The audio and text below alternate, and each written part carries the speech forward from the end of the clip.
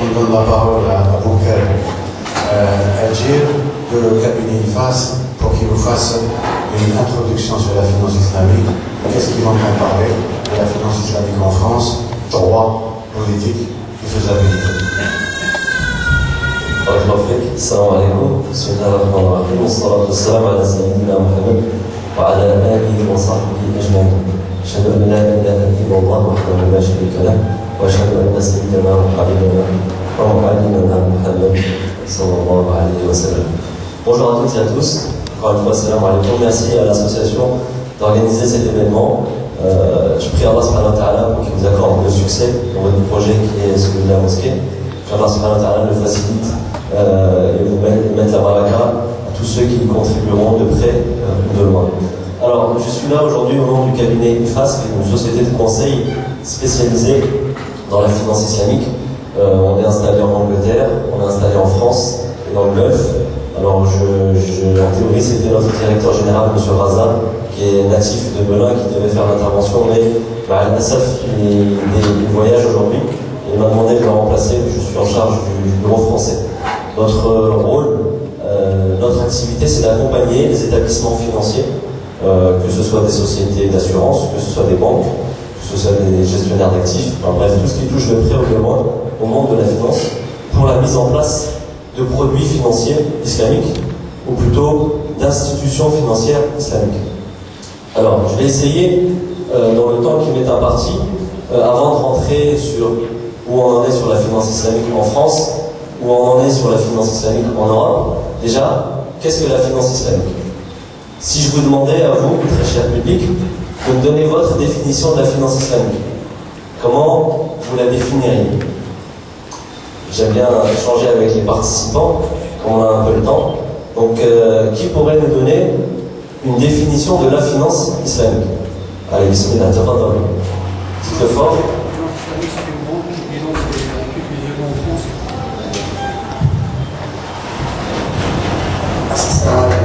La finance islamique, c'est une civile.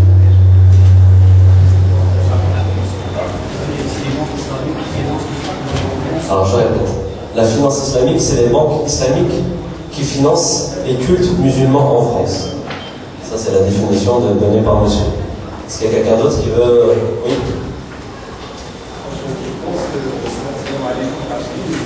Je pense que la finance islamique, en fait, c'est l'argent qui rentre, qui sort dans une banque, dans une institution. Il y a un truc du halal, en fait. Il n'y a pas de haram. Alors, la finance islamique, c'est de l'argent qui rentre et qui sort dans une banque ou une institution financière islamique de manière halal et dans laquelle il n'y a pas de haram.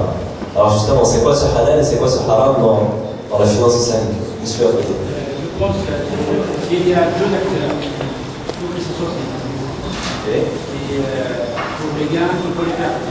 Alors s'il y a deux acteurs, ils doivent s'associer, partager les gains et éventuellement les pertes, s'il y a des pertes. Il y avait quelqu'un qui voulait là-bas? Non? Ok. Donc il y a beaucoup de choses. La première réponse qui a été donnée, je suis désolé, je vais vous décevoir. La finance islamique, c'est pas la finance qui finance les mosquées et les lieux de culte de l'islam. D'accord? La finance islamique, c'est pas ça. On est très très loin de ça. Alors, je vais vous donner une définition qui a été donnée par un de mes professeurs, Ahmed Bachir al-Sass, qui définit la finance islamique comme suit. Alors déjà, le monde de la finance, c'est quoi? Je l'ai dit un petit peu. C'est ce grand marché dans lequel se rencontrent qui? Se rencontrent les gens qui ont de l'argent et ceux qui ont besoin d'argent. C'est ça la finance. Le monde de la finance, c'est un grand marché dans lequel se rencontrent les agents économiques, donc vous, moi, les sociétés, les États, qui ont de l'argent et ceux qui ont besoin d'argent. Et on a besoin d'acteurs, donc les banques et les autres sociétés qui sont là pour faire cette intermédiation, assurer ce lien entre ceux qui ont de l'argent et ceux qui ont besoin d'argent. Alors la finance islamique, elle va s'inscrire, elle va rentrer également dans ce monde financier. Sauf que la finance islamique, elle va s'inscrire et se construire autour de trois éléments extrêmement importants. Quels sont ces trois éléments? C'est l'économie réelle. C'est-à-dire que quand on parle de finance islamique, quand on rentre dans des transactions islamiques, il y a forcément quelque chose qui existe réellement. Quand j'achète et je revends, j'achète vraiment un bien qui existe. d'accord, ou alors qui est à construire. Mais quoi qu'il en soit, il y a toujours un adossement, on dit. Les transactions financières islamiques sont toujours rattachées à l'économie réelle. C'est le premier élément important. Deuxième élément important, c'est l'éthique. L'éthique. L'éthique, je pourrais ici dire avec un grand E. D'accord ? Tout ce qui touche au tabac, à la pornographie, à l'industrie de l'alcool, à l'industrie des jeux de hasard, etc., etc., sont des choses sur lesquelles, en finance islamique, on n'investit pas. D'accord ? Et quand on parle de ces sujets-là, sans parler de l'argument religieux, beaucoup de gens se retrouvent dans cette éthique-là également. D'accord ? Donc, deuxième élément important de la finance islamique, c'est l'éthique. Le troisième élément qui fait la spécificité islamique, c'est que toutes les transactions financières islamiques doivent être conformes au droit musulman des affaires. On appelle fiqh al-mu'amalat. Fiqh al-mu'amalat, c'est celui qui va organiser les relations contractuelles entre les gens qui vont rentrer dans le monde des affaires. Alors que ce soit deux hommes ou deux femmes entre elles, ou deux individus entre eux, ou que ce soit une banque avec son client, quoi qu'il arrive, on va rentrer dans une relation contractuelle qui sera régie par le droit musulman des affaires. Alors, justement, quels sont les fondements de ce droit musulman? C'est bien entendu le Coran, qui est la source principale. La seconde source, c'est Sunna, si je ne vous apprends rien. Et puis il y a d'autres sources qui sont utilisées par les ulama, par les spécialistes de la finance, pour organiser et mettre en place un certain nombre de choses. Ces sources sont l'ijma' et le qiyas. Aujourd'hui, on a un certain nombre de transactions financières islamiques, la manière dont elles sont organisées, la manière dont elles sont réalisées. Si vous cherchez dans le Coran et dans la Sunna, vous n'allez pas trouver exactement un hadith qui dit exactement comment cette opération elle est structurée ou organisée. Donc les savants musulmans vont utiliser d'autres outils du droit musulman pour sortir des règles qui vont permettre de mettre en place des produits financiers islamiques. Donc on a le ijma', tout ça à partir de l'effort d'interprétation qu'on appelle l'ijtihad. Tout ça, je pense que vous le connaissez. Alors si je devais situer la finance islamique dans le schéma général de l'islam, ici vous avez un graphe qui est assez général. L'islam, on pourrait avoir trois grandes branches si on devait parler de l'islam. La première branche, c'est les croyances, le tawhid. D'accord? C'est le fondement de l'islam, c'est kalimat la ilaha illallah. Donc la croyance en un Dieu unique. La seconde branche, qui est importante, c'est ici al-akhlaq, c'est l'éthique. Et où, chez qui le musulman puise-t-il son éthique? Il la puise auprès du prophète Mohammed sallallahu alayhi wa sallam. Et la troisième branche de l'islam, c'est le fiqh, le droit. D'accord? Le droit lui-même, il est divisé en deux branches. On a le droit des cultes, le droit des actes rituels. D'accord? Comment on fait la prière, comment on fait le ramadan, comment on fait le hajj, comment on fait sadaqa, comment on fait zakat, etc., etc. Tout ça, c'est fiqh al-ibadat. D'accord? Il y a une règle qui est très importante dans fiqh al-ibadat, avant que je rentre dans la suite, c'est que tout est interdit, sauf ce qui est explicitement autorisé. Ça veut dire quoi? Celui qui veut par exemple faire le ramadan uniquement en hiver quand les journées sont courtes. Même s'il fait 30 jours, si ce n'est pas le mois du ramadan, ce ne sera pas compté pour lui comme Shahr al-Ramadan, ce sera un jeûne surérogatoire. Celui qui veut prier en direction de sa qibla à lui, il ne veut pas prier en direction de la qibla de la Mecque. Même s'il fait la prière exactement comme le prophète sallallahu alayhi wa sallam, mais il n'est pas dans la même direction, et il sait qu'il n'est pas dans la même direction, sa prière elle est nulle. Parce que Allah subhanahu wa ta'ala, il a ordonné la prière en direction de la qibla. Ça c'est fiqh al-ibadat. Et la deuxième branche, c'est dans celle-ci qu'on va trouver l'économie et la finance, c'est fiqh al-mu'amalat. Fiqh al-mu'amalat, c'est tous les rapports entre les individus, les rapports politiques, les rapports sociaux et les rapports économiques et financiers. Alors dans fiqh al-mu'amalat, ce qui est important de retenir ici, c'est la permission. Tout est autorisé, sauf ce qui est explicitement interdit. À l'inverse de fiqh al-ibadat. D'accord? Dans le mu'amalat, on a le droit de tout faire, sauf ce qui est clairement interdit. À l'exception de deux domaines, c'est l'alimentation et les rapports sexuels. Ça rentre dans le mu'amalat, mais là on a des textes qui sont très clairs qui disent exactement ce qu'on a le droit de manger et ce qu'on a le droit de faire ou pas en matière de relations sexuelles. Mais dans les transactions financières, c'est la place à l'innovation. Les savants, ils ont beaucoup réfléchi pour pouvoir mettre en place un certain nombre de choses, et notamment les banques islamiques et les opérations financières qui sont utilisées. Alors ce qui va être présenté tout à l'heure, par exemple, vous allez découvrir comment les banques islamiques font du financement immobilier, font ceci, font cela. Tout ça, c'est partie de ce principe-là que c'est autorisé. Celui qui n'est pas d'accord avec une opération qui sera présentée, soit il a la preuve dans les hadiths, dans la sunna, ou là dans le Coran, que ce qui est exposé est interdit, soit c'est halal. C'est une règle, c'est la permission originelle. Partant de cette règle-là, les savants, ils ont beaucoup innové, beaucoup développé les choses. Alors, justement, qu'est-ce que nous disent les principes de l'islam en matière de finances? Un des principes les plus importants, c'est que l'investissement, c'est quelque chose qui est encouragé. Pour éviter quoi? Pour éviter ce qu'on appelle la thésaurisation. La thésaurisation, c'est al-iktinaz en arabe, c'est l'accumulation de richesses et l'empêcher de circuler. D'accord? Au contraire, l'islam encourage l'investissement, encourage à ce que l'argent circule dans l'économie. D'accord? Ça, c'est quelque chose qui est très important. Et l'islam, également, n'aime pas la pauvreté. D'accord? Au contraire, gagner de l'argent, chercher à devenir riche, c'est quelque chose de bon en islam. Maintenant, c'est la manière dont on arrive à cette richesse qui est importante. Il ne faut pas devenir riche à n'importe quel prix. D'accord?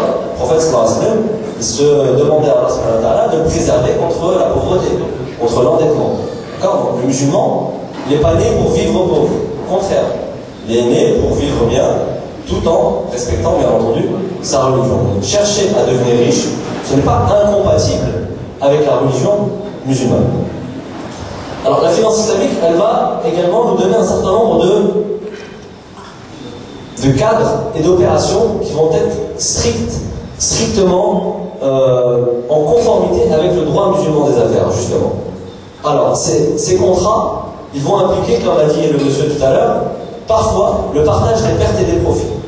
Par exemple, quand quelqu'un a une entreprise qui cherche de l'argent pour développer son activité ou pour lancer son activité, il va aller soit chercher un investisseur qui va devenir son associé. S'il devient son associé, il va rentrer dans son capital. Et donc, s'il gagne, ils gagnent ensemble. S'ils perdent, ils perdent ensemble. De la même manière que s'il va taper à la porte d'une banque islamique ou d'une banque qui est prête à le financer avec le principe islamique, la relation entre eux, elle sera participative. Ils deviendront des partenaires. À partir du moment où on est partenaire dans un projet de financement, on assume les risques et on partage les profits s'il y a des profits.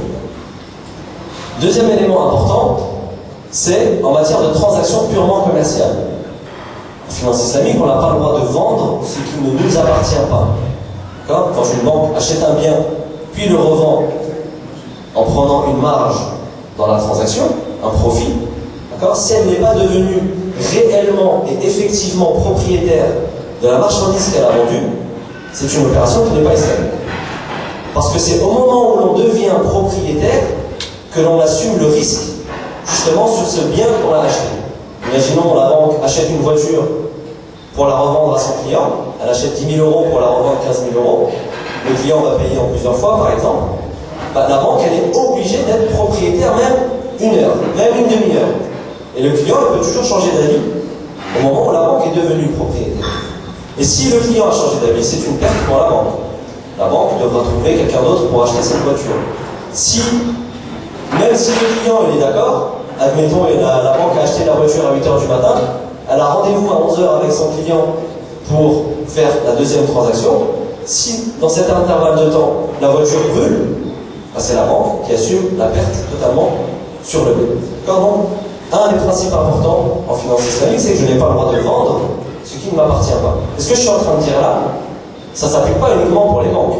Si deux frères sont dans la salle où ils ont une transaction à faire entre eux, une voiture ou n'importe quoi, c'est exactement les mêmes règles qui s'appliquent, que ce soit entre une banque et son client ou entre deux individus musulmans. Voilà. Et puis, bien entendu, Transparence et traçabilité. Quand on fait un contrat en finance islamique, il doit être clair, net et précis. Par exemple, je n'ai pas le droit de dire voilà, cher Abdelaziz, je te vends mon ordinateur. Tu me dis ok, j'accepte, je le prends. Et tu pars. Voilà, on a fait une transaction, c'est un bail.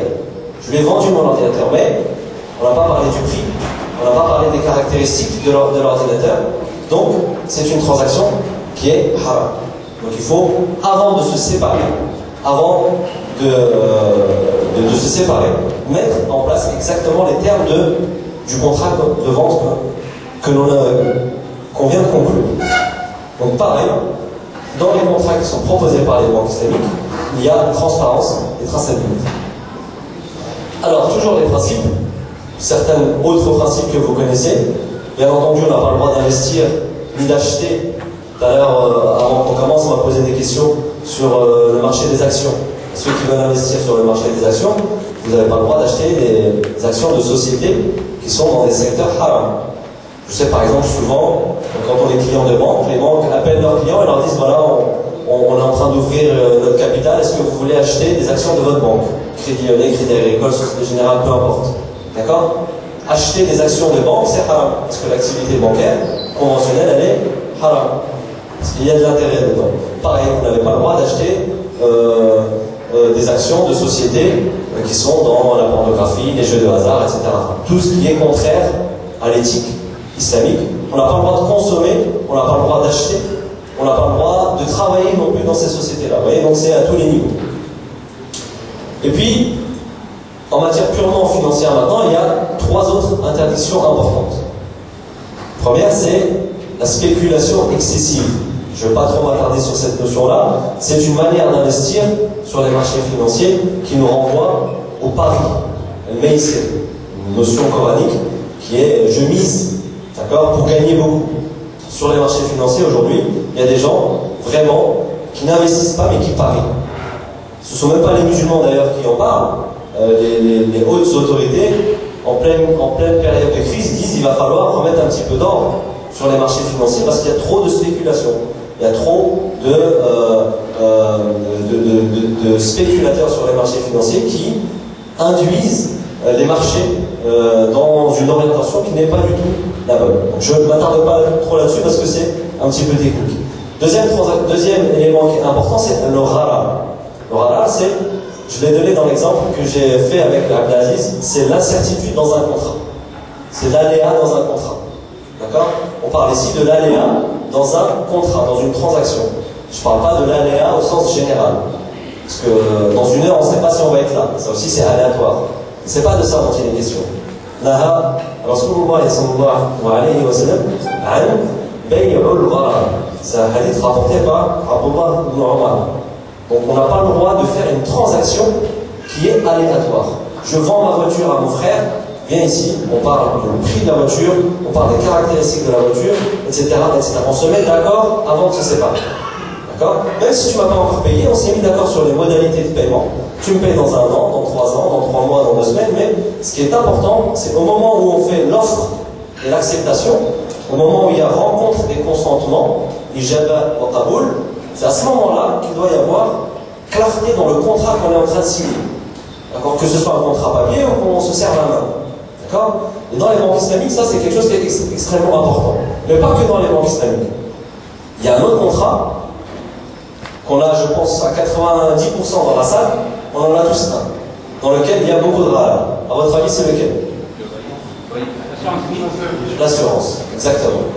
Pourquoi l'assurance? C'est un contrat, d'après les savants, l'assurance conventionnelle, c'est un contrat qui est haram, parce qu'on paye quelque chose, par exemple 500 € pour l'assurance de sa voiture, et dans ce contrat, on ne sait pas si on va avoir un sinistre. Et même si on a un sinistre, on ne sait pas combien ça va coûter. Donc c'est un contrat qui est totalement aléatoire. Alors attention, il ne faut pas résilier vos contrats à partir de demain. D'accord, je n'ai pas dit ça.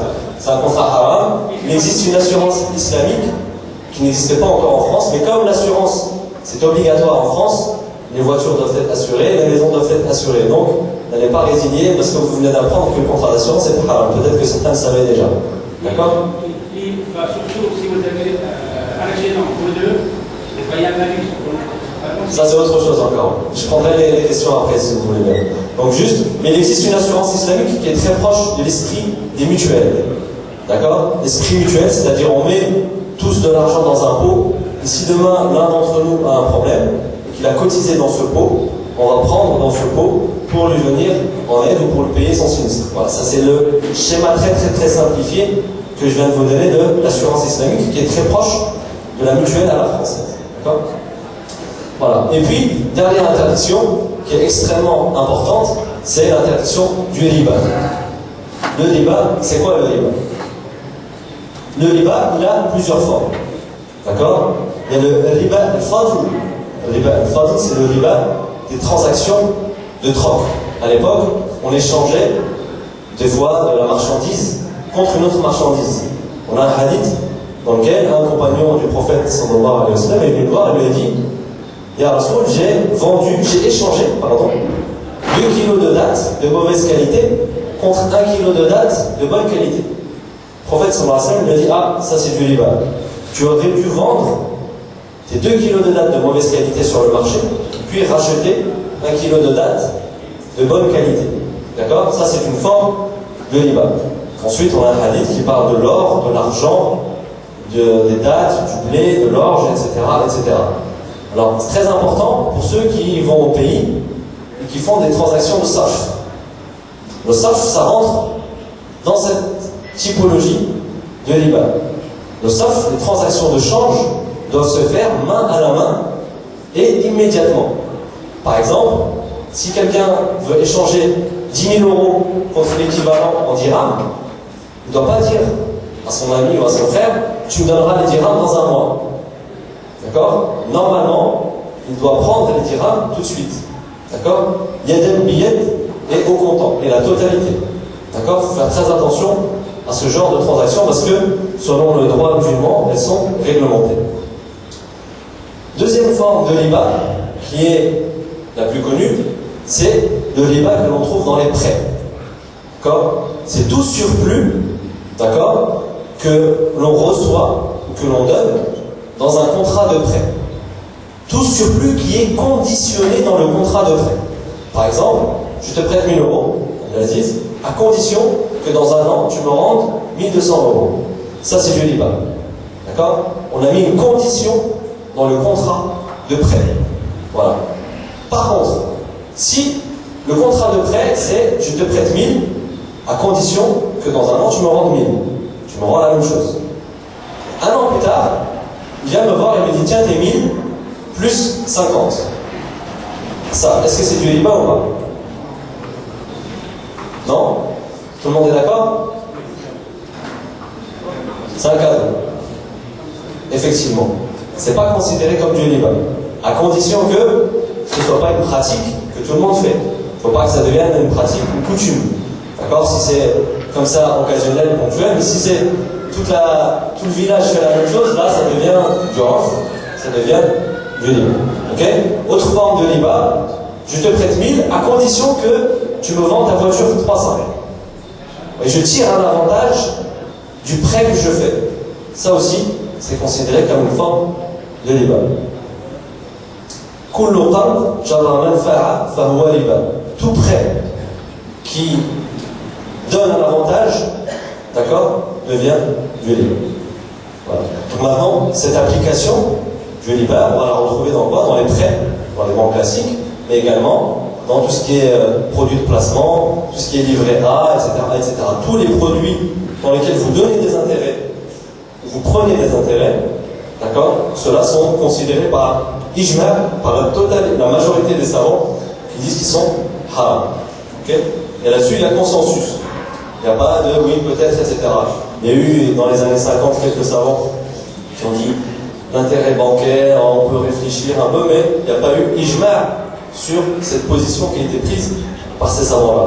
La grande majorité des savants est d'accord pour dire que le riba, c'est haram. Et rappelle même, pour ceux qui ont déjà lu par exemple la fatwa sur le crédit immobilier dans les années 90, le texte de la fatwa, il rappelle l'interdiction du riba et la gravité même de l'interdiction du riba. On vient d'écouter quelques versets du Coran.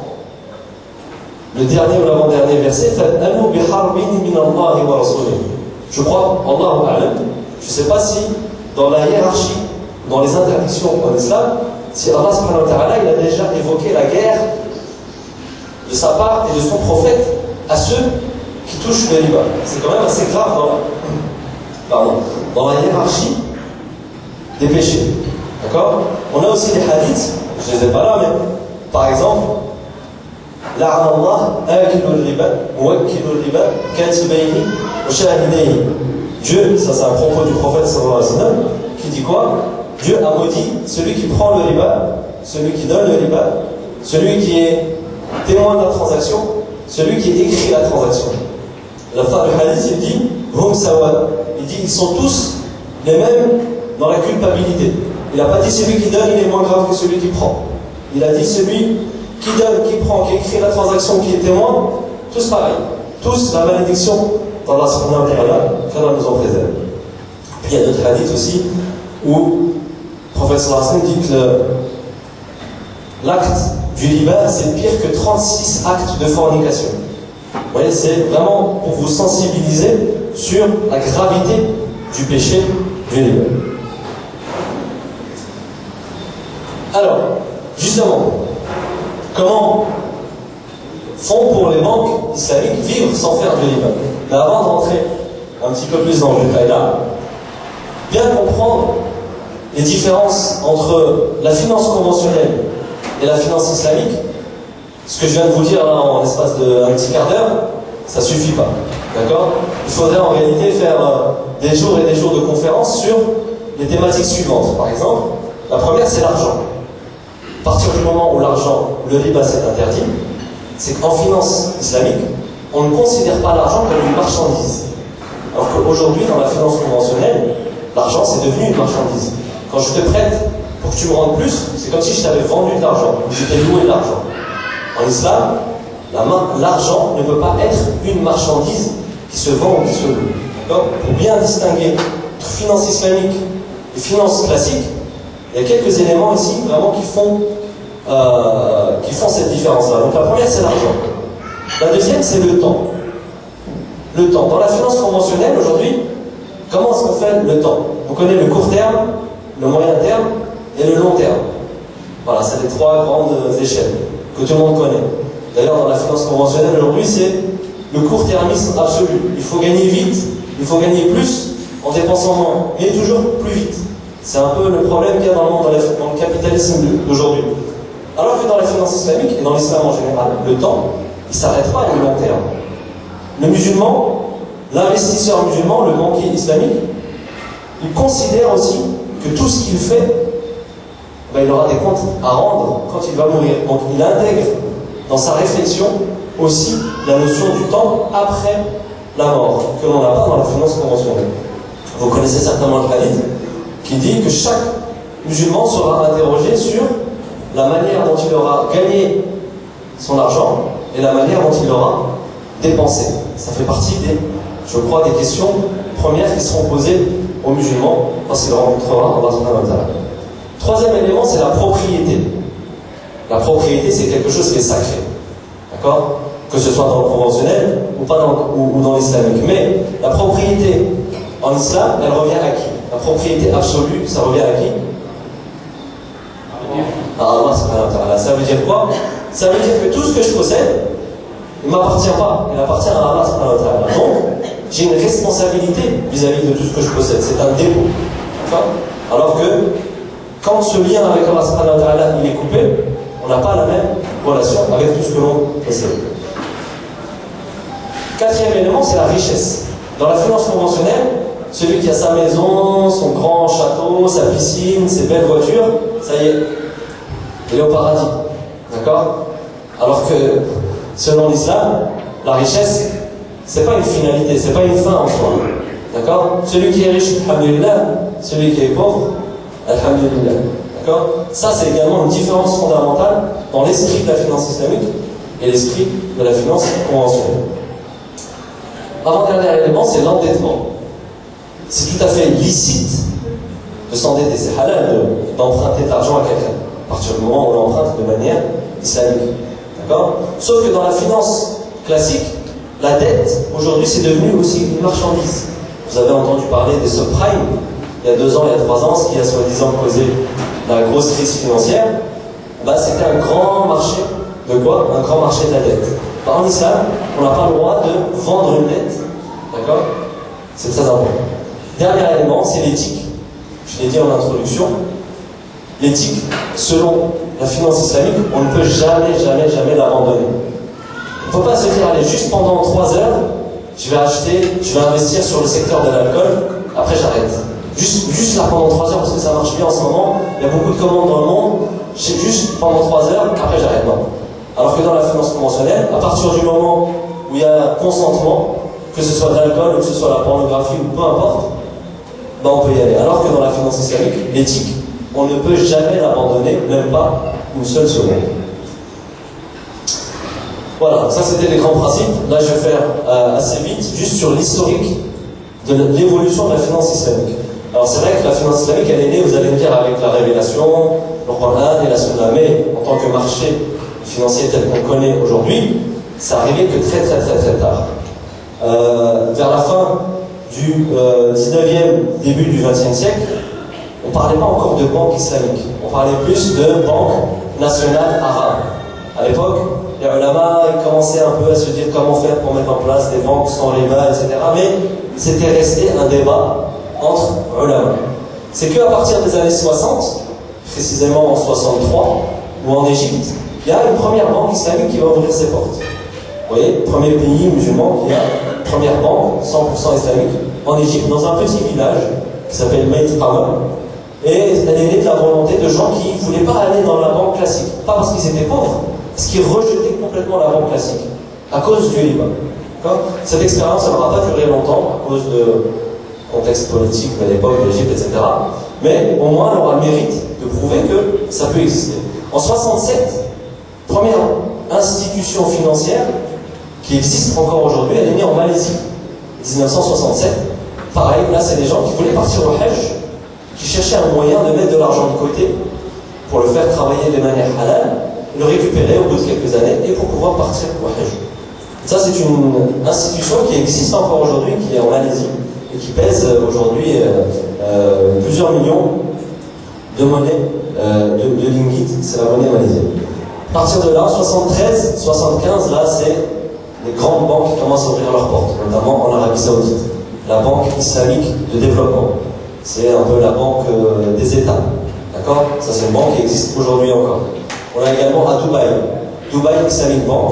C'est une banque qui a ouvert ses portes en 73 ou 75, je ne sais plus exactement, et qui existe encore aujourd'hui. À partir de ces années-là, on commence à voir tout doucement, voilà, les années 80, 85, plusieurs autres pays qui ouvrent des banques islamiques, voire maintenant qui sont entièrement islamiques. Alors, à votre avis, quels sont les pays dans le monde aujourd'hui qui ont un système financier entièrement islamique? Allez, juste 2. Ah, j'ai dit 2. Dubaï, non. L'Angleterre, pas encore. Malaisie, non, pas tout à fait. Alors, il y a le Soudan. Le Soudan qui a un système financier quasi islamique. Le Pakistan également, qui va vers un modèle quasi islamique. Et l'Arabie Saoudite, vous voyez, elle n'est pas dans la liste. L'Arabie Saoudite, pourtant, on pourrait croire que, mais non. L'Arabie Saoudite a un système conventionnel, mais, alhamdoulilah, depuis quelques années, ils ont changé de stratégie. Ils sont en train d'ouvrir de plus en plus de banques islamiques. Et les banques islamiques qui sont déjà en place, elles sont très puissantes. Voilà. Alors l'Angleterre, j'y arrive. C'est arrivé beaucoup plus tard. D'accord? À partir des années 2000, là on commence à voir la finance islamique qui s'internationalise. Même un petit peu avant. Dans les années 80, 90, on voyait déjà quelques établissements financiers qui faisaient des transactions islamiques.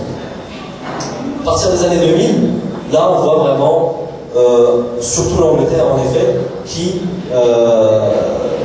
a vraiment développé une stratégie relativement forte sur la finance islamique. Justement, la finance islamique en Europe, c'est le volet que je vais développer maintenant.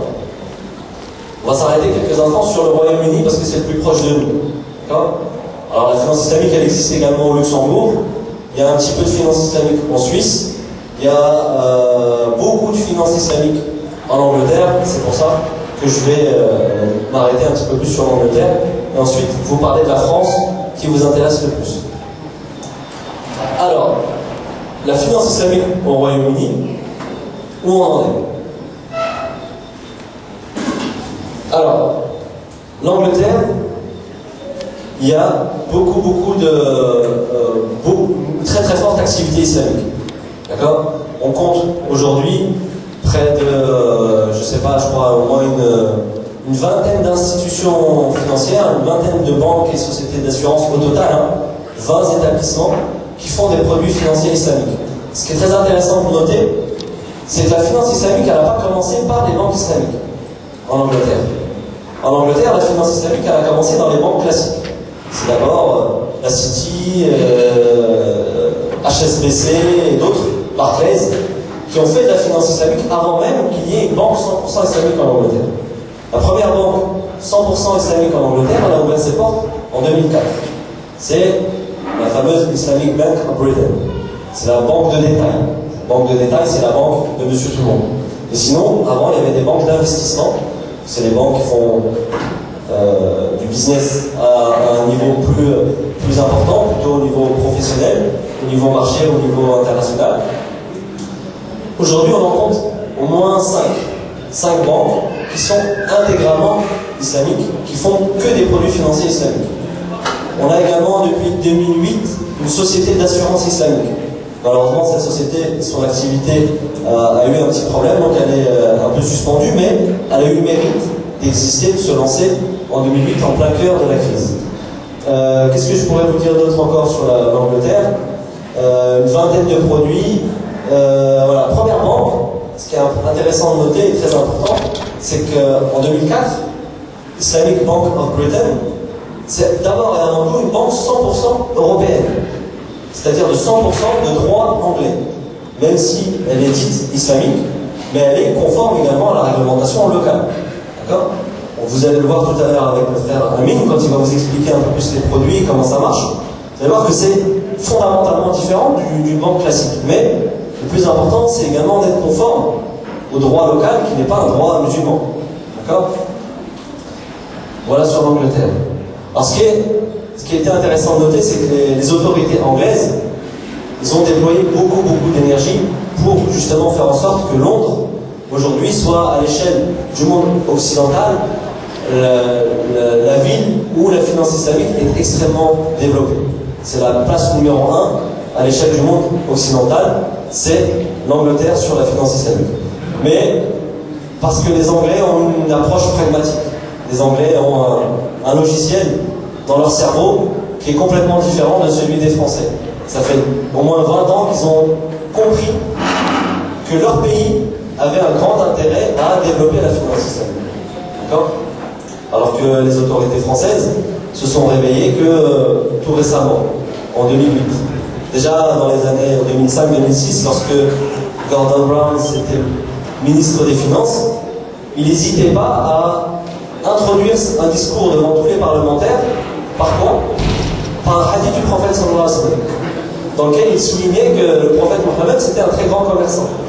Donc, manière de dire, la finance islamique, c'est un marché intéressant et nous allons faire le nécessaire pour que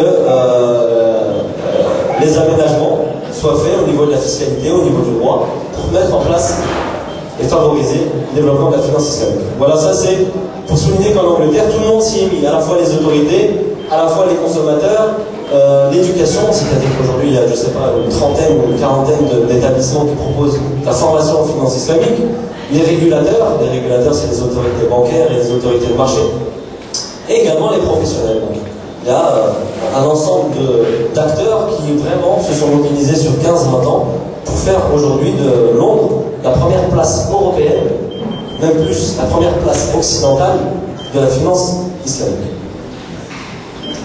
Alors maintenant, on va s'arrêter un petit peu sur le marché français. Je pense que c'est ce qui nous intéresse plus que le marché anglais. Alors, la finance islamique en France, c'est un sujet en réalité très connu par les spécialistes, par les banques françaises. Notez que les banques françaises font de la finance islamique depuis très longtemps, mais pas en France. Elles en font là où il y a des musulmans dans les pays musulmans, notamment dans le Golfe. Je ne vais pas les citer ces banques-là, mais parmi les grandes banques, il y en a certaines qui ont des filiales entièrement dédiées à la finance islamique. par exemple à Bahreïn ou dans les pays voisins. D'accord? Donc les banques françaises ont l'expertise de la finance islamique, mais c'est plutôt les banques d'investissement, les banques d'affaires, pas les banques de détail. Si lundi ou mardi vous prenez rendez-vous avec votre conseiller pour lui parler de finance islamique, il va vous regarder bizarrement. De quoi tu parles? Je ne comprends pas ce que ça veut dire. Mais au-dessus de lui, au niveau de sa direction, au niveau des grandes tours dans le secteur de la défense, les gens maîtrisent la finance islamique. Les banques françaises sont même récompensées. Chaque année, il y a des, comme les Césars pour le cinéma, il y a des titres qui sont remis pour ceux qui font des belles opérations financières, récompensés pour la qualité économique, la qualité juridique et la qualité de conformité à l'islam. Il y a des Islamic Finance Awards. Il y a des banques françaises qui sont récompensées. Quand vous allez dans leur bureau, vous voyez celui qui a réalisé l'opération, il a son petit trophée dans le bureau, là, il en est fier. 50 millions, 100 millions, 200 millions de dollars, c'est le volume de l'affaire qu'il a conclue. Et il a été récompensé par des spécialistes, par la profession, pour la bonne réalisation de cette opération. Maintenant, je vous parlais de la banque d'investissement. Ça, c'est des banques d'investissement qui maîtrisent. Mais les banques de détail, les banques commerciales, les banques de réseau, celles qui sont au coin de la rue, malheureusement, elles ne connaissent pas grand-chose à la finance islamique. D'accord? Alors, il y a quelques expériences quand même qui ont été faites, notamment en 2010. Je laisserai Amine tout à l'heure qui vous expliquera plus concrètement ce qui a été fait. Mais réellement, les autorités françaises,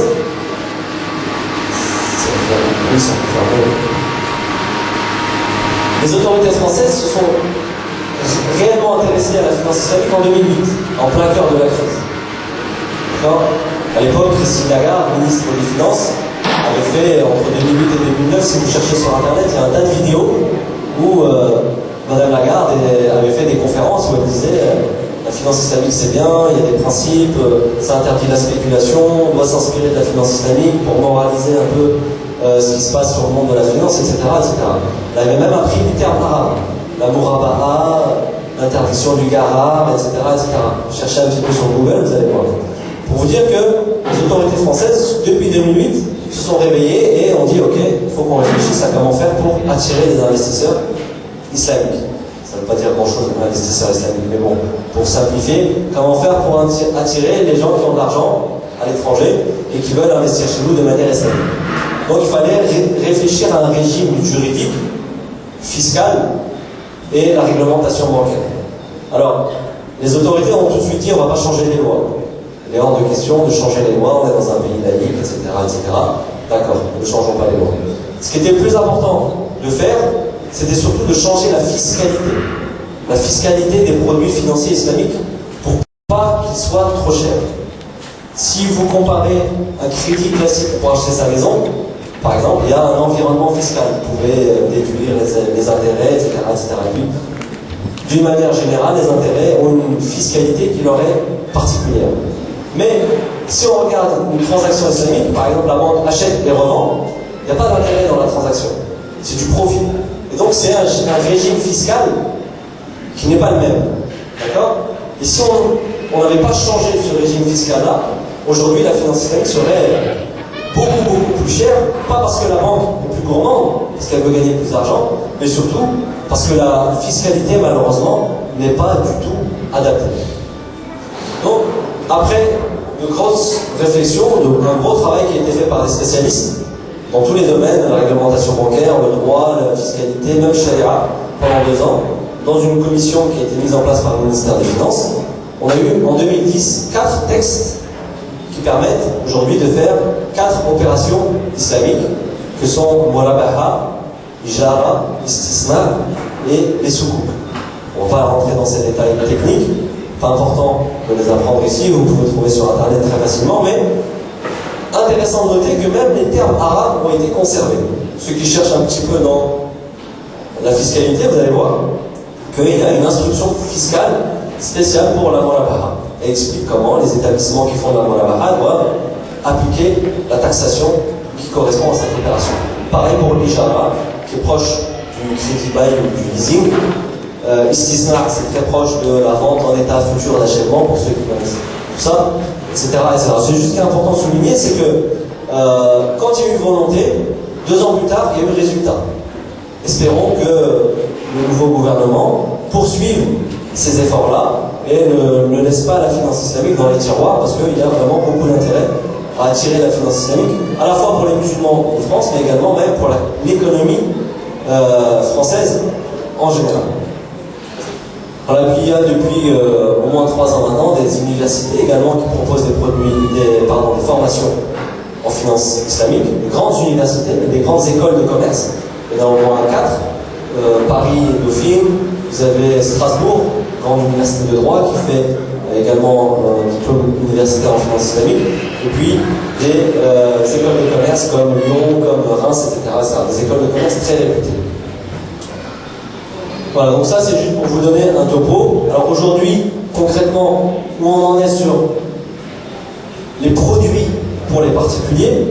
Alors, Amine rentrera un petit peu plus dans ce détail-là, mais on a déjà réalisé en France presque 3 milliards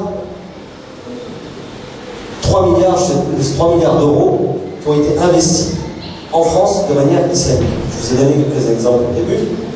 Il y a eu beaucoup d'immeubles qui ont été achetés par des investisseurs du Golfe et les transactions ont été faites de manière islamique. Il y a eu un volume qui était entre 2003 et 2008, 3 milliards d'euros.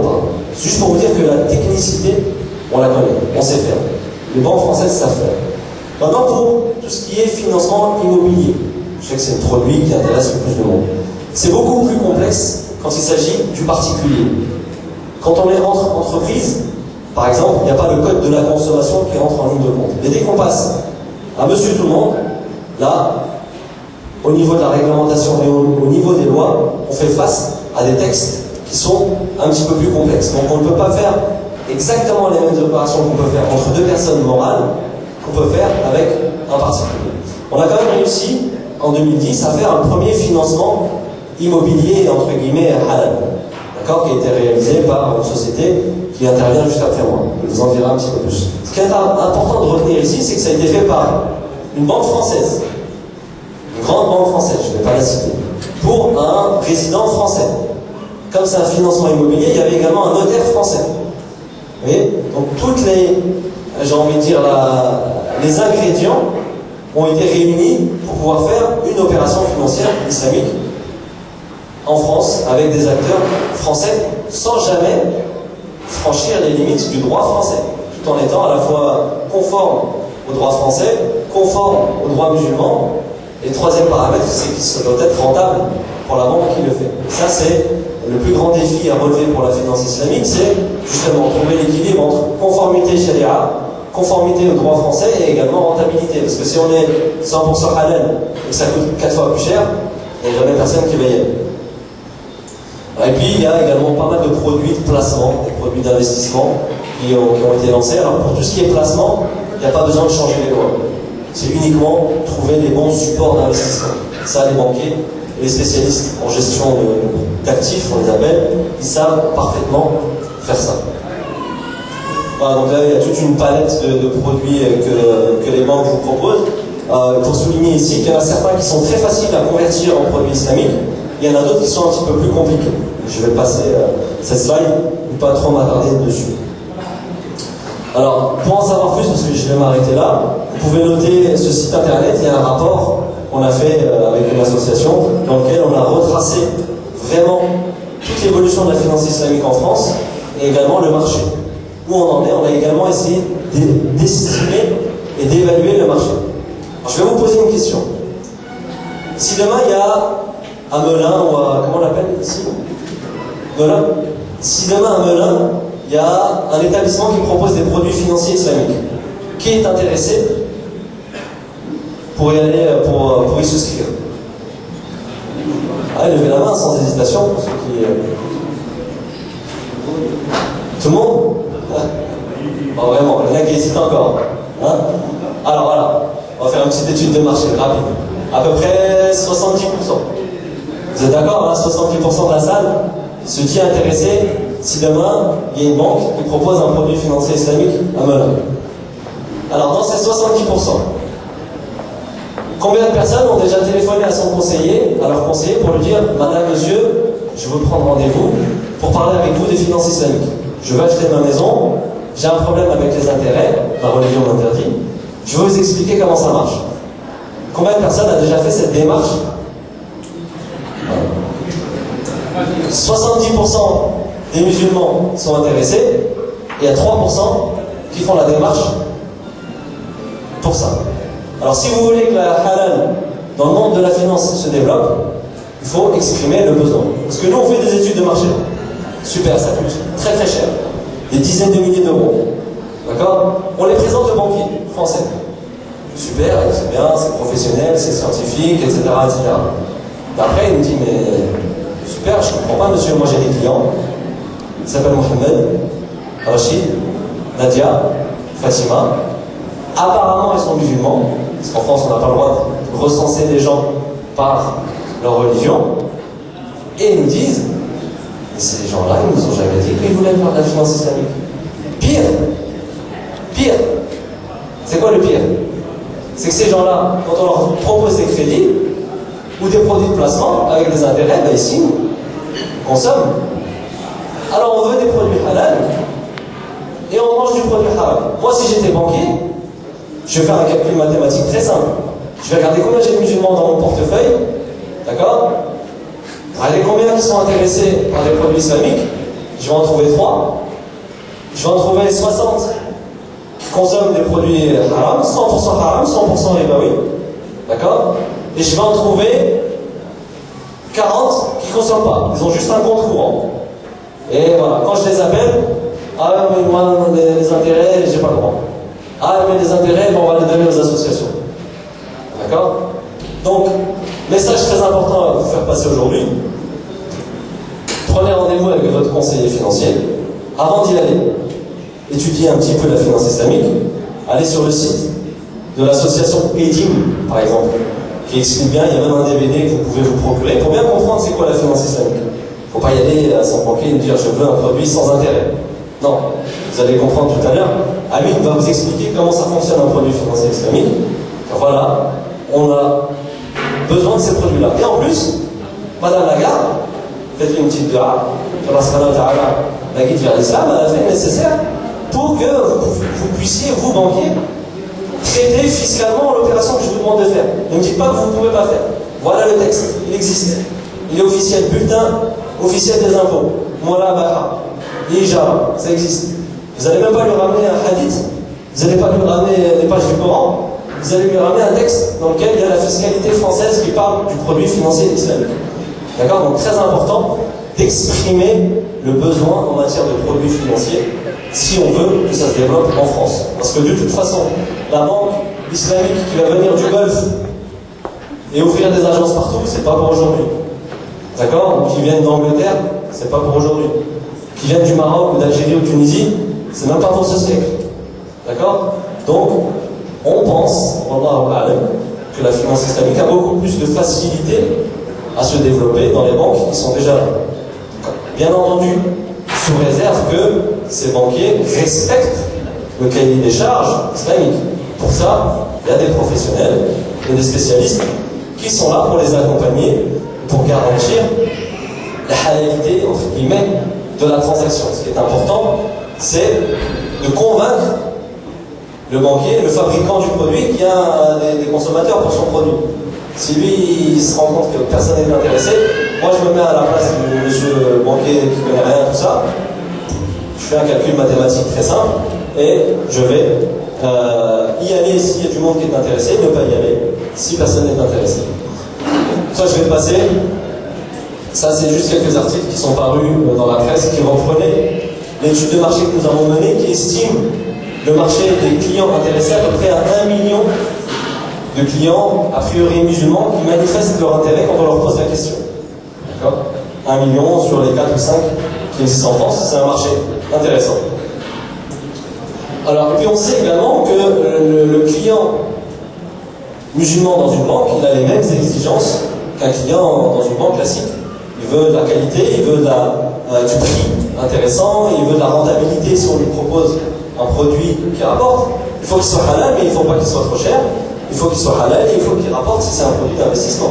D'accord? C'est pas parce que c'est halal qu'on est prêt à accepter n'importe quelle condition. Donc, quand on fait des études de marché, on a réussi à mesurer aussi l'intérêt, même en profondeur, pour ces produits-là.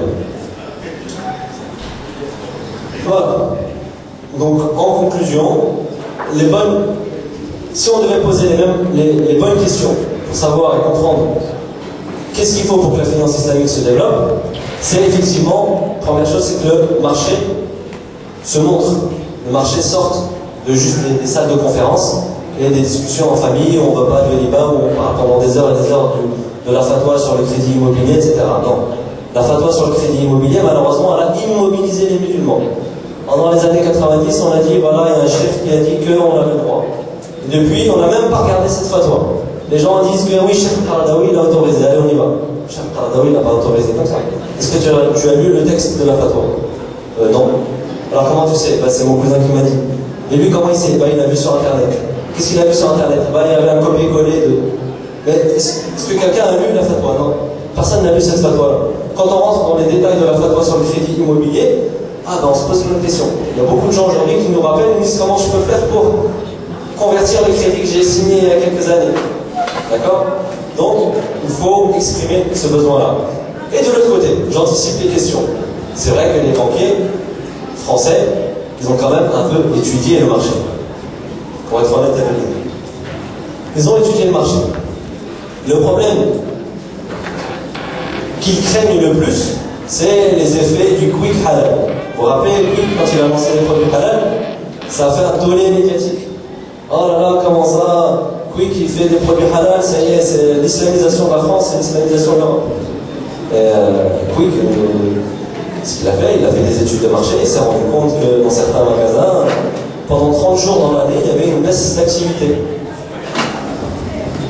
Quand il a un peu approfondi le sujet, il s'est rendu compte que c'était les 30 jours du mois de Ramadan. Dans ces mêmes restaurants, il s'est rendu compte qu'il jetait beaucoup de viande et que le manager il commandait beaucoup de poissons. Voilà. Que, objectivement, les patrons de Quick ont fait une analyse, ils se sont rendus compte, tiens, apparemment, on a une clientèle qui a des exigences, et si on changeait, si on répondait à ces exigences-là, donc ils ont lancé des produits halal dans leur restaurant. Alors, ça a fait un tollé médiatique. Et ça fait peur aux banquiers. Les banquiers, ils n'ont pas envie qu'on colle une image de l'islam, parce que dans l'opinion publique, à cause de tout ce que vous savez, voilà, ça leur fait peur. Ils ont peur de perdre leurs clients non musulmans, qui pourraient être effrayés pour on ne sait quelle raison, parce que leur banque fait des produits islamiques. Ça, c'est ce qu'on appelle le risque d'image, le risque de réputation. Et en même temps, ces mêmes banquiers nous disent, voilà, on sait combien de clients on risque de perdre, parce qu'on les connaît, on a fait des études de marché, mais on ne sait pas combien on peut en gagner. D'accord? Voilà toute l'importance d'exprimer ce besoin, et également pour vous sensibiliser sur le fait que les banquiers ont envie de faire, mais qui ne savent pas comment faire. D'accord? Comment commercialiser? Comment toucher ce client sans que ça fasse trop de bruit, sans que ça fasse trop de polémique à l'échelle de la France. Voilà, ce qui bloque, c'est surtout un problème purement de marketing. Comment présenter un produit islamique pour qu'il soit compris par la cible et en même temps sans trop froisser le non-musulman qui pourrait être déjà bancarisé. Sachant aussi que, par exemple, utiliser des termes arabes, c'est pas une obligation sharia. Je peux faire une transaction, je l'appelle n'importe quoi. À partir du moment où je la fais de manière islamique, quel que soit le nom que je lui donne, c'est pas le plus important qu'elle s'appelle islamique ou qu'elle soit labellisée. Voilà, et puis il y a depuis quelques temps aussi pas mal d'acteurs, notamment des associations. Donc, je vous ai dit un mot sur l'association EDIM, des acteurs dont les banquiers, sur lesquels les banquiers aimeraient bien s'appuyer. Il y a une banque, par exemple la banque Chabi, qui a lancé quelques produits. Elle s'est appuyée sur l'association EDIM, en partie, qui l'a rassuré sur l'existence d'un vrai marché, parce qu'il y a beaucoup d'adhérents dans l'association, et cette association essaye justement de faire du lobbying auprès des banquiers. Donc plus elle aura d'adhérents, je vous invite, quand vous aurez construit votre mosquée, également à devenir adhérent de cette association. Vous pouvez même devenir adhérent dès maintenant. Plus l'association aura d'adhérents, plus elle pourra négocier justement avec les banquiers avec lesquels elle discute pour développer la finance islamique. Voilà, بارك الله فيكم. سبحان ربك رب العزة عما يصفون. سلام على المرسلين والحمد لله رب العالمين. Ok, تفضلوا. Prends les questions tout de suite.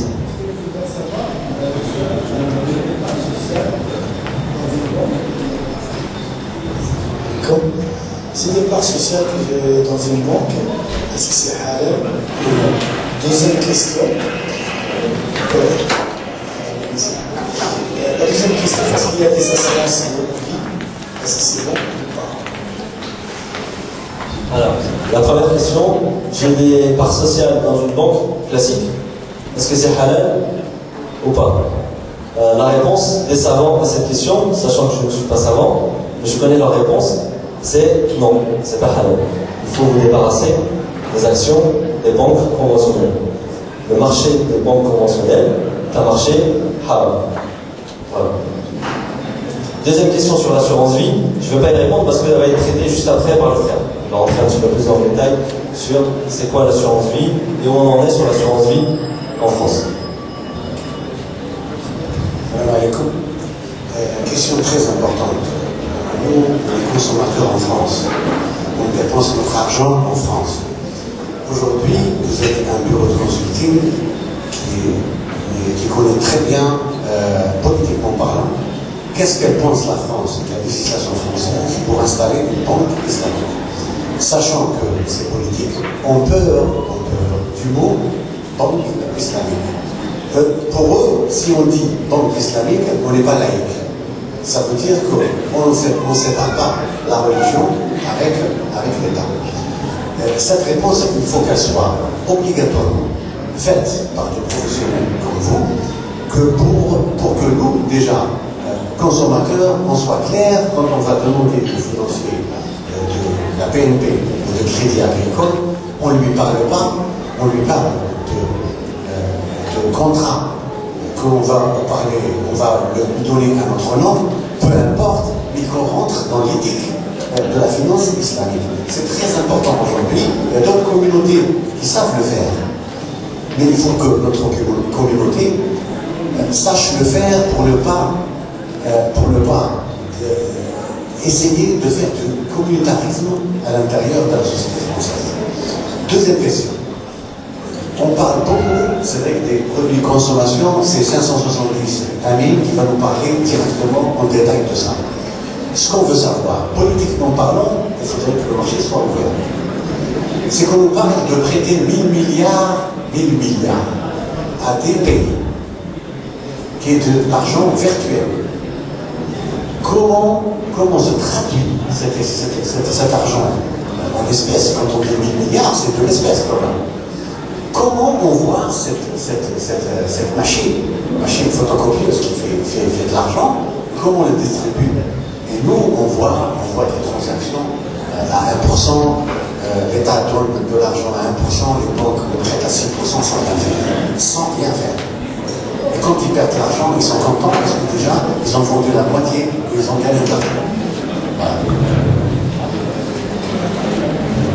Alors, la première remarque, plus des remarques que des questions. Très important, en tant que professionnel, de vous dire la chose suivante. La finance islamique en France n'est pas un problème politique. C'est un problème purement économique et financier. Il faut laisser les politiques en dehors de ce sujet-là. D'accord? Encore une fois, si les banquiers sont convaincus qu'il existe un marché, ils vont y aller, comme Quick l'a fait. Quick n'a pas halalisé 20 restaurants ou je ne sais plus combien, parce que son patron est peut-être devenu musulman. Voilà, c'est pas du tout ça. Quick a halalisé ses restaurants parce qu'il était sur le point de les fermer. S'il ne les avait pas halalisés pour relancer son activité, il les aurait fermés. C'est un problème purement de marché. Si on est convaincu qu'il y a des consommateurs pour ces produits-là, les banquiers vont y aller. La laïcité n'a rien à voir dans cette affaire. La laïcité, c'est pour la sphère publique. La banque, c'est un établissement privé, un client privé. D'accord? Donc, c'est un faux problème. Deuxième problème, c'était tout ce qui était les 1000 milliards. Les 1000 milliards. Ça veut dire 1000 milliards. En fait, quand on parle 1000 milliards ou quand on dit 1000 milliards, c'est pas 1000 milliards de monnaie sonnante et trébuchante, mais c'est le poids total des actifs, c'est-à-dire de ce que possèdent les banques, que ce soit du cash, que ce soit des sociétés ou que ce soit d'autres produits financiers. D'accord? Et ce qu'il faut savoir, c'est que ces 1000 milliards, ça représente une goutte d'eau dans l'océan de la finance mondiale. Ça représente à peine 2%. D'accord? Donc on est très loin de ce que fait la finance conventionnelle. Mais en effet, les autorités françaises étaient intéressées d'attirer, pas 1000 milliards, mais 100 milliards.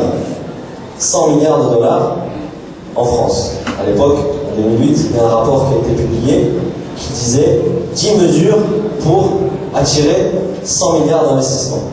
Et ces investissements auraient été utiles même, par exemple, pour les collectivités locales. Il y a pas mal de collectivités locales qui s'endettent aujourd'hui de manière non islamique et sont dans des situations assez difficiles. Il y avait le potentiel de les financer de manière islamique et donc d'attirer des investisseurs de ce côté-là du Golfe pour financer cette économie-là. Donc, il y a eu une tentative, pour l'instant, qui n'a pas abouti à cause de beaucoup de paramètres. Et puis aujourd'hui, en plus, on est dans la crise de l'euro, la crise de la dette, etc., etc. Je pense que les autorités ont mis de côté un peu le sujet de la finance islamique en attendant de sortir la tête de l'eau. Et on espère qu'ils vont relancer rapidement le sujet et surtout dans la nouvelle couleur de la politique, qu'ils reprennent le sujet et qu'ils l'approfondissent autant que les premiers.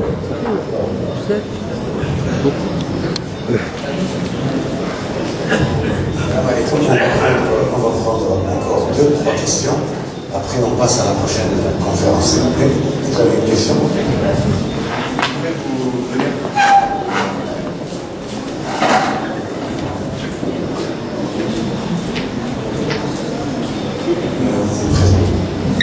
Moi, c'est Samir Badawi.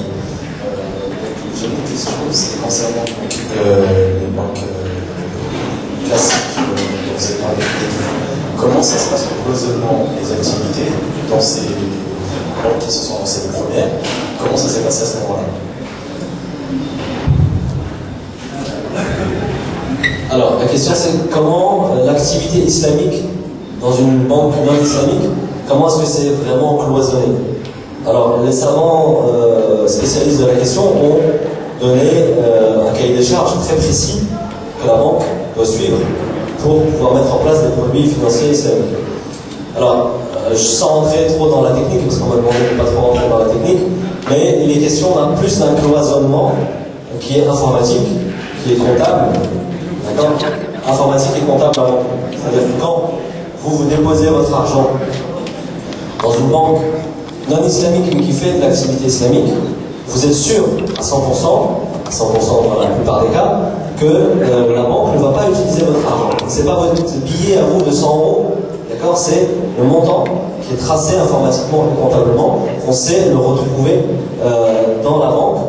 Et ce travail d'audit, il est fait par des auditeurs externes, notamment dans notre activité, la société UFAS.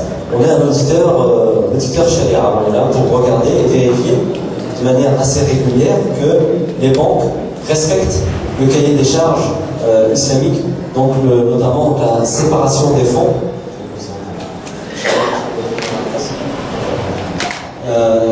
notamment de séparation,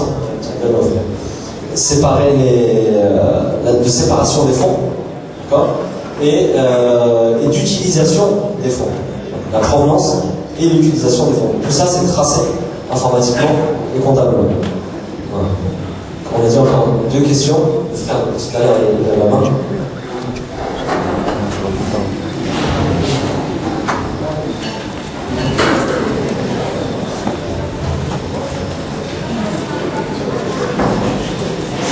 Salam alaikum. Comment en fait rendre un crédit qui est illicite aujourd'hui dans une institution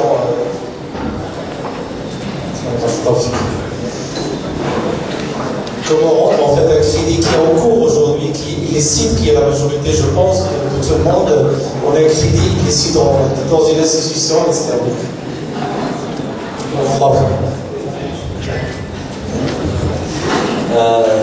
comment islamiser un crédit pas islamique. Pour être très honnête, je n'ai pas la réponse à cette question. Je pourrais vous dire, techniquement c'est faisable. Juridiquement c'est faisable. On sait par exemple que la banque peut racheter le bien, attendre une certaine période et vous le revendre. Ou alors l'acheter, vous le mettre en location et vous le revendre à partir d'un certain temps. D'accord ? Parce que le rachat de crédit, en islam, ça n'existe pas. Je peux reprendre un crédit sans le racheter. C'est exactement le même socle. D'accord ? Le rachat de crédit, qui se fait en finance conventionnelle, ne peut pas se faire de la même manière en finance islamique. Donc techniquement, ça peut se faire, mais je doute que ce soit un produit qui soit lancé à court terme. Bon là, en tout cas, pour l'instant, les établissements que je connais qui y réfléchissent n'ont pas mis dans leur réflexion comment convertir les crédits non islamiques en crédit islamique. Après, pour la suite, il faut demander à un savant quel est le processus de repentir, etc. Ça, c'est pas une réponse que je peux donner, mais il faut plutôt se rapprocher d'un savant en qui vous avez confiance, qui pourra vous dire voilà, comment on peut, par rapport à Allah subhanahu wa ta'ala, faire le processus de nettoyage intérieur. Voilà. Alors, on va donner une question ici. Comment les banques islamiques font du bénéfice, font de la plus-value, par exemple, pour payer les salariés? Alors ça, je ne vais pas répondre parce que Amine va donner quelques détails sur les transactions islamiques. Vous allez comprendre comment une banque islamique gagne de l'argent. Parce qu'en effet, la banque islamique fait du prêt à taux zéro, mais elle n'en fait pas beaucoup. D'accord ? Son activité principale, ce n'est pas le prêt à taux zéro. D'accord ? Alors, lors d'une conférence au sujet de la finance islamique sur le net, j'ai compris que l'on empruntait, par exemple, un bien immobilier d'une valeur de 100 000 euros, et à la fin des échéances, payer la totalité revenait à plus de 100 000 euros. Qu'est-ce que la différence? Alors, je pense que je ne vais pas rentrer dans le détail. Amine va également, il me fait des signes, il me dit ça, c'est une question pour moi. Ok. Voilà. Alors, comment on fait compte pour votre attention?